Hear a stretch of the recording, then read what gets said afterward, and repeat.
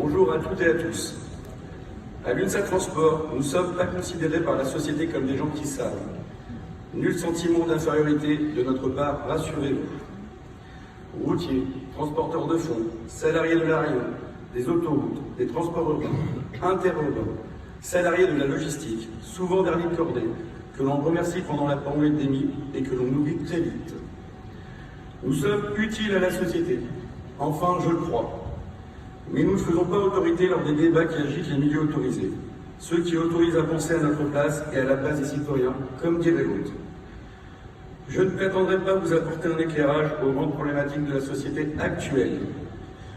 Je ferai modestement référence à Michel Audiard qui disait « Deux intellectuels assis va moins loin qu'un pont qui marche ». Et je ne dis pas tout cela parce que vous êtes assis. Et que je suis debout. Rien à voir, je vous rassure. Redonnons sérieux. L'UNSA Transport remercie l'ensemble des UD et des UR qui nous ont toujours apporté leur soutien dans leurs moments importants et qui ne sont pas pour rien dans les très bons résultats de l'UNSA Transport lors des scrutins récents.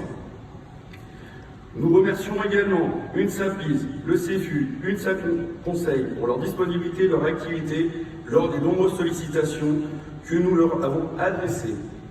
L'essentiel de mon intervention portera sur la gouvernance de notre outil syndical. Depuis ces dernières années, nous estimons que le national a multiplié les actes de défiance envers notre fédération en ne nous laissant pas gérer nos problématiques internes. Je le dis sans prétention, faites-nous confiance, regardez nos résultats et ce n'est pas fini. Nos syndicats ne ménagent pas leurs critiques vis-à-vis de la concurrence imposée par l'Europe et déclinée sur le territoire national, notamment dans les services publics. En bout de chaîne, ce sont les salariés qui trinquent. Comment interpréter la facilitation de situations de concurrence sur un même champ de syndicalisation entre structures UNSA? Cette concurrence en interne pénalise notre mouvement syndical, plus qu'elle ne le renforce, tout comme elle détruit nos services publics. Nous n'avons pas besoin de division, nous devons rassembler ce qui est épars. Nous recherchons toutes et tous la représentativité nationale sur le travail de terrain et l'honnêteté vis-à-vis des salariés et des travailleurs. Nous le permettrons. À l'UNSA Transport, nous en sommes convaincus. Seuls ces principes nous permettront d'atteindre cet objectif final, la représentativité. À ce titre, l'UNSA Transport adresse ses félicitations sincères à l'UNSA Fonction publique pour ses excellents résultats du 8 décembre dernier, ainsi qu'à l'ensemble des structures qui se développent dans le secteur du privé.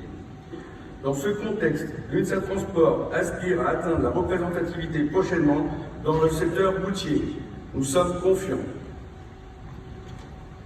Malgré ces critiques qui n'existent que pour faire progresser l'UNSA, et divergences que nous avons pu connaître sur le dossier des retraites les années précédentes, l'UNSA Transport tient à mettre l'accent sur la ligne syndicale du secrétariat national vis-à-vis de la réforme injuste initiée par le gouvernement actuel.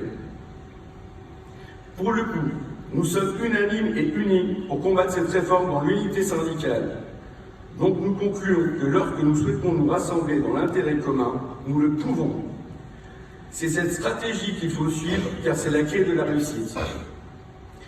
C'est pour l'ensemble de ces raisons que lors du vote sur le rapport d'activité nationale, l'UNSA Transport répartira ses mandats de la façon suivante. 13% pour et 87% d'abstention, respectant ainsi le vote de son Conseil fédéral du 9 mai 2023. Libre ensemble et vive l'UNSA!